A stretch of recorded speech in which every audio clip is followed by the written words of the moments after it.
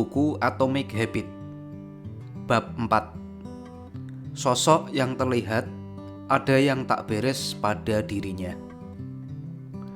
Psikolog Gary Klein pernah bercerita tentang seorang perempuan yang datang ke acara kumpul-kumpul keluarga. Ia telah bertahun-tahun bekerja sebagai perawat, dan ketika datang ke acara itu langsung memperhatikan ayah mertuanya serta menjadi sangat khawatir. "Saya tidak suka penampilan Bapak," katanya. Sang ayah mertua yang merasa baik-baik saja dengan bergurau menyahut, "Wah, Bapak juga tidak suka penampilanmu." "Saya tidak bergurau," tegasnya. "Bapak harus ke rumah sakit sekarang." Beberapa jam kemudian, laki-laki itu harus menjalani operasi kritis setelah pemeriksaan mengungkapkan arteri besarnya mengalami sumbatan dan hampir membuatnya terkena serangan jantung. Tanpa intuisi putri menantunya, ia mungkin sudah tiada. Apa yang dilihat oleh perawat itu? Bagaimana ia dapat meramalkan bahwa mertuanya berisiko terkena serangan jantung? Ketika arteri besar mengalami hambatan, tubuh berfokus pada pengiriman darah ke organ-organ kritis dan menjauh dari lokasi-lokasi periferal dekat permukaan kulit. Akibatnya adalah perubahan pola distribusi darah pada wajah. Setelah bertahun-tahun menangani orang-orang gagal jantung, perempuan itu tanpa disadari mengembangkan kemampuan mengenali pola tersebut begitu melihatnya. Ia tidak dapat menerangkan apa sesungguhnya yang ia lihat pada wajah sang ayah mertua. Tapi ia tahu ada yang tidak beres. Kisah serupa juga ada dalam bidang-bidang lain. Sebagai contoh, analisis militer mampu mengidentifikasi kedip mata pada layar radar yang sungguh rudal musuh dan kedip mana yang berasal dari pesawat armada mereka sendiri, meskipun mereka sedang melaju dengan kecepatan sama. Terbang pada ketinggian yang sama dan terlihat serupa pada radar dalam hampir semua hal. Pada Perang Teluk, Letnan Komander Michael Riley menyelamatkan kapal perang ketika memberikan perintah menembak jatuh rudal itu. Padahal pada radar, kedip-kedip itu tampak sama betul dengan kedip-kedip dari pesawat mereka sendiri. Ia mengeluarkan informasi yang tepat, tapi bahkan atasannya tidak mampu menerangkan bagaimana ia melakukannya. Kurator museum terkenal mampu membedakan mana benda seni asli dari tiruannya yang diproduksi dengan sangat ahli, meskipun mereka tidak dapat mengatakan apa tepatnya yang berbeda. Ahli radiologi berpengalaman dapat melihat hasil pemindaian otak dan meramalkan bagian mana yang akan mengembangkan stroke sebelum tanda-tanda nyata dapat terlihat oleh mata yang tak terlatih. Saya bahkan pernah mendengar penata rambut yang dapat mengetahui apakah kliennya sedang hamil berdasarkan rasa pada rambutnya. Otak manusia sungguh mesin peramal. Otak terus mengamati sekeliling Anda dan menganalisis informasi yang datang padanya. Kapanpun Anda mengalami sesuatu yang berulang, seperti perawat yang menduga seorang akan mengalami serangan jantung dari wajahnya, atau analisis militer yang mampu mengenali rudal pada layar radar, otak Anda mulai melihat apa yang penting, memilah semua detail dan berfokus pada petunjuk-petunjuk yang relevan. Kemudian mencatat informasi itu untuk pemakaian di masa mendatang. Dengan latihan yang cukup, Anda juga dapat mengenali petunjuk-petunjuk yang meramalkan hasil-hasil tertentu tanpa secara sadar memikirkannya. Secara otomatis, otak Anda menyandikan pelajaran-pelajaran yang dipetik dari pengalaman-pengalaman. Kita tidak selalu dapat menerangkan apa yang kita pelajari, tapi pembelajaran itu berlangsung sepanjang waktu. Dan kemampuan Anda mengenali petunjuk-petunjuk yang relevan dalam suatu situasi merupakan dasar untuk setiap kebiasaan yang Anda miliki. Kita meremehkan seberapa besar kemampuan otak dan tubuh kita melakukan sesuatu tanpa berpikir. Anda tidak menyuruh rambut Anda tumbuh, jantung Anda memompa, paru-paru Anda bernafas, atau perut Anda mencerna. Namun tubuh menangani semuanya secara otomatis. Anda jauh lebih dari yang Anda sadari. Coba perhatikan rasa lapar. Bagaimana Anda tahu kapan Anda merasa lapar? Anda tidak harus melihat sepiring kue di meja untuk tahu sudah tiba saatnya makan. Selera makan dan rasa lapar bekerja di bawah sadar. Tubuh Anda memiliki bermacam-macam lingkaran umpan balik yang secara bertahap mengingatkan Anda ketika tiba saatnya makan lagi serta mengamati apa yang sedang terjadi di sekitar dan dalam diri Anda.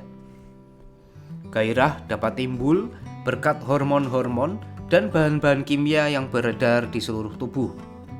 Tiba-tiba Anda merasa lapar bahkan meskipun Anda tidak tahu apa penyebabnya. Ini salah satu wawasan yang paling tidak diduga tentang kebiasaan kita. Anda tidak perlu menyadari petunjuk terhadap dimulainya suatu kebiasaan. Anda bisa melihat suatu kesempatan dan langsung menanggapinya tanpa memberikan perhatian sadar atasnya. Ini yang membuat kebiasaan berguna. Ini juga yang membuat kebiasaan berbahaya. Ketika kebiasaan terbentuk, aksi-aksi Anda datang di bawah arahan pikiran otomatis dan bawah sadar Anda.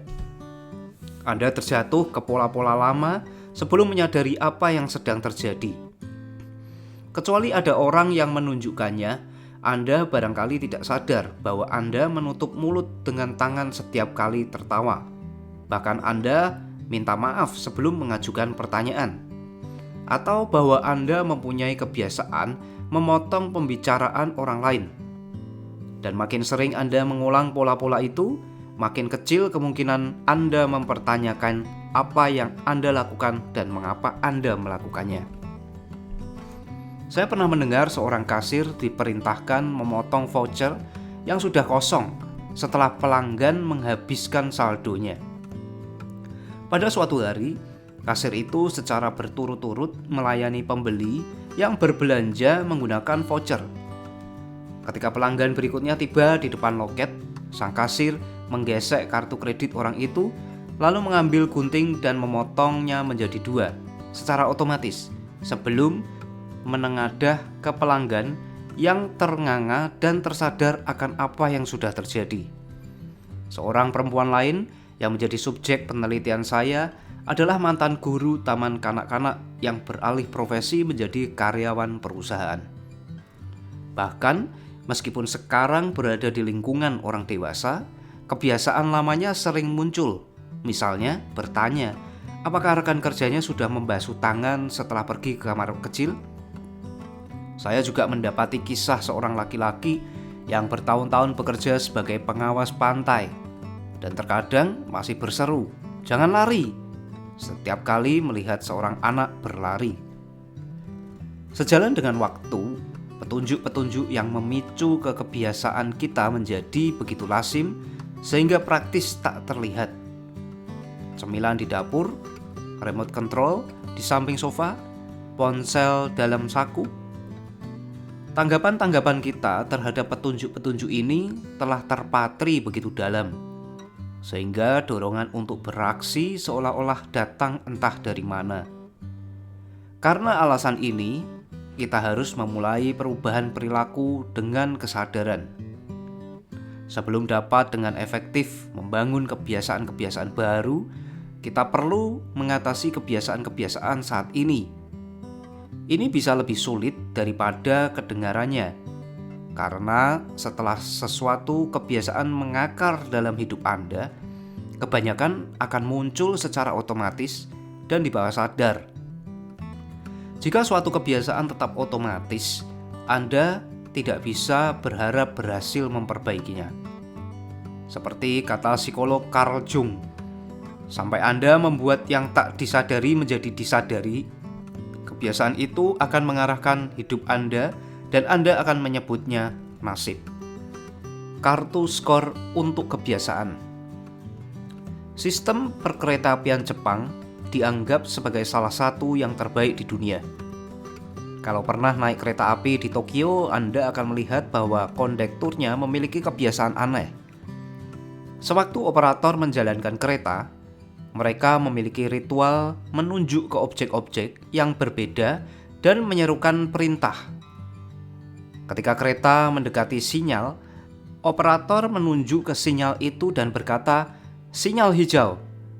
Ketika kereta masuk dan keluar stasiun, operator menunjuk ke papan jadwal dan menyebutkan waktu. Di peron, karyawan lain melakukan aksi-aksi serupa.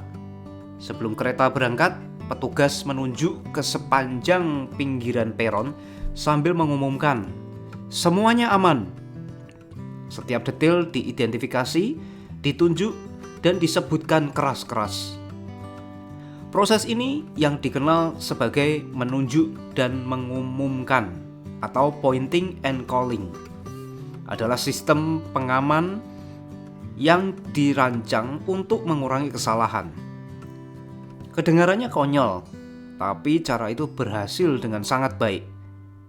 Menunjuk dan mengumumkan mengurangi kesalahan sampai 85% dan memangkas angka kecelakaan sebesar 30%. Sistem kereta bawah tanah MTA di New York City meniru dan membuat versi yang hanya menunjuk. Dan dalam penerapan selama 2 tahun, peristiwa pengoperasian yang salah berkurang 57%. Menunjuk dan mengumumkan efektif sekali karena menaikkan tingkat kesadaran dari kebiasaan bawah sadar ke tingkat yang lebih sadar. Karena operator kereta harus menggunakan mata, tangan, mulut, dan telinga mereka. Mereka lebih mungkin mendeteksi masalah sebelum terlanjur menjadi masalah besar. Istri saya melakukan sesuatu yang mirip dengan ini. Setiap kali kami bersiap untuk menempuh suatu perjalanan, ia secara verbal menyebutkan barang-barang paling penting dalam daftar bawaan. Aku sudah membawa kunci-kunci, aku sudah membawa dompet, aku sudah membawa kacamata, aku sudah membawa suamiku. Makin otomatis suatu perilaku, makin kecil kemungkinan kita memikirkannya secara sadar. Jadi, ketika melakukan sesuatu 1000 kali sebelumnya, kita mulai melewatkan banyak hal. Kita mengandaikan lain kali akan tepat sama dengan yang terakhir kali. Kita begitu terbiasa melakukan apa yang kita lakukan, sehingga tak lagi mempertanyakan apakah itu memang yang terbaik untuk dilakukan. Banyak kegagalan kita dalam kinerja terutama disebabkan oleh hilangnya kesadaran diri. Salah satu tantangan terbesar kita dalam mengubah kebiasaan adalah mempertahankan kesadaran tentang apa yang sesungguhnya sedang kita lakukan. Ini membantu menerangkan mengapa konsekuensi-konsekuensi kebiasaan buruk dapat muncul secara tiba-tiba. Kita memerlukan sistem menunjuk dan mengumumkan untuk kehidupan pribadi kita. Itulah asal muasal kartu nilai kebiasaan atau habit scorecard, yaitu latihan sederhana yang dapat digunakan agar Anda lebih sadar tentang perilaku Anda. Untuk membuatnya sendiri, buatlah daftar berisi kebiasaan sehari-hari Anda. Berikut contoh daftar kebiasaan sehari-hari. Bangun, mematikan alarm, memeriksa ponsel, ke kamar mandi, menimbang badan, mandi, menggosok gigi, membersihkan gigi dengan benang, memakai pewangi, menggantungkan handuk di jemuran, berpakaian, membuat secangkir teh, dan sebagainya. Setelah daftar Anda lengkap, perhatikan tiap perilaku dan ajukan pertanyaan. Apakah ini kebiasaan yang baik, buruk, atau netral? Kalau kebiasaan baik, tulis tanda plus di sebelahnya. Kalau kebiasaan buruk, tulis minus di sebelahnya. Kalau kebiasaan netral, tuliskan sama dengan. Sebagai contoh, daftar itu mungkin menjadi sebagai berikut.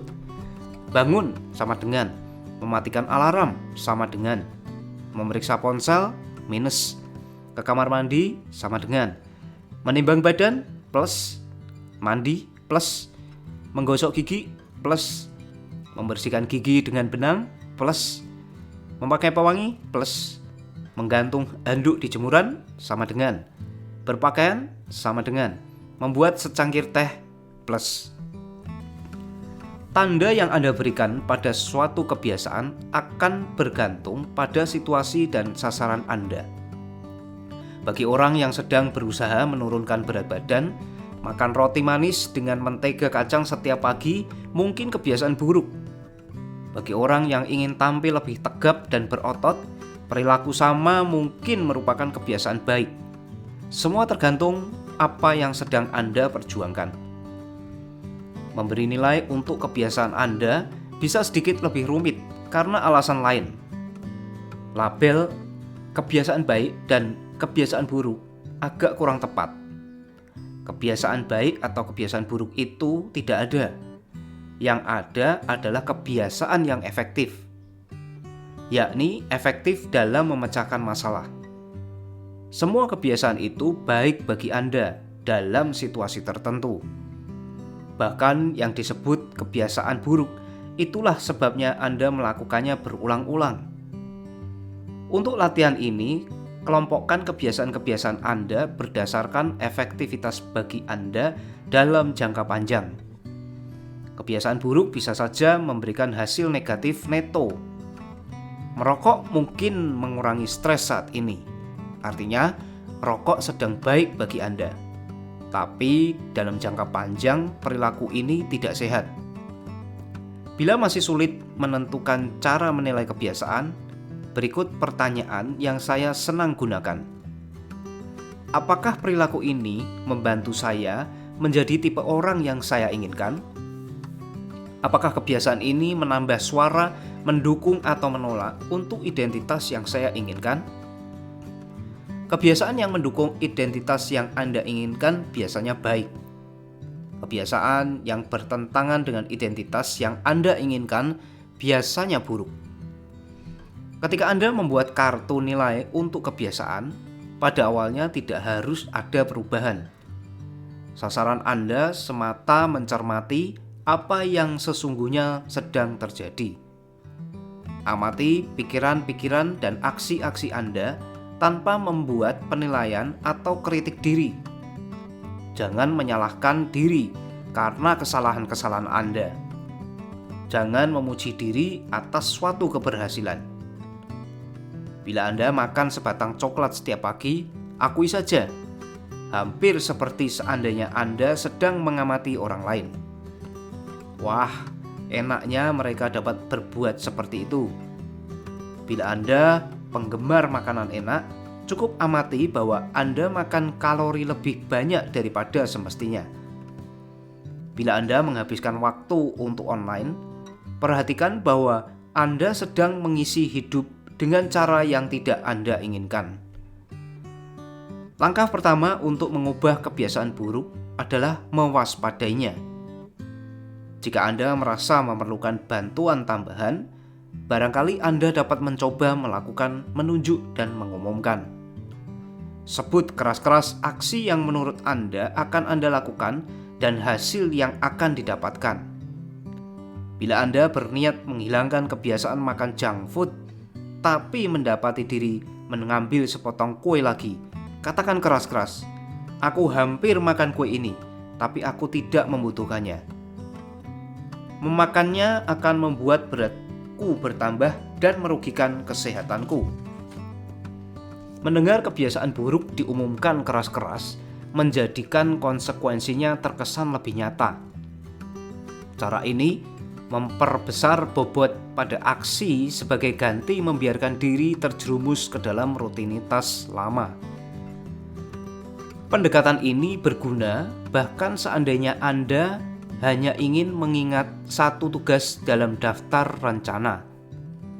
Cukup mengatakan keras-keras, "Besok aku harus ke kantor pos setelah makan siang." Akan memperbesar kemungkinan Anda sungguh melakukannya. Anda membuat diri Anda menyadari perlunya suatu aksi, dan hal itu bisa memberikan hasil yang berbeda. Proses perubahan perilaku selalu dimulai dengan kesadaran. Strategi seperti menunjuk dan mengumumkan, serta kartu nilai untuk kebiasaan, terfokus pada membuat Anda mengenali kebiasaan-kebiasaan dan mengakui petunjuk-petunjuk yang memicunya, yang memungkinkan Anda bereaksi dengan cara yang bermanfaat bagi Anda. Ringkasan bab. Dengan latihan yang memadai, otak Anda akan mengambil petunjuk-petunjuk yang meramalkan hasil-hasil tertentu tanpa secara sadar memikirkannya. Begitu kebiasaan menjadi otomatis, kita berhenti memberikan perhatian pada apa yang sedang kita lakukan. Proses pengubahan perilaku selalu dimulai dengan kesadaran. Anda perlu menyadari kebiasaan-kebiasaan Anda sebelum dapat mengubahnya. Menunjuk dan mengumumkan meningkatkan kesadaran Anda dari kebiasaan di bawah sadar ke tingkat lebih sadar dengan mengumumkan aksi-aksi Anda. Kartu nilai untuk kebiasaan adalah latihan sederhana untuk menjadi lebih sadar tentang perilaku Anda.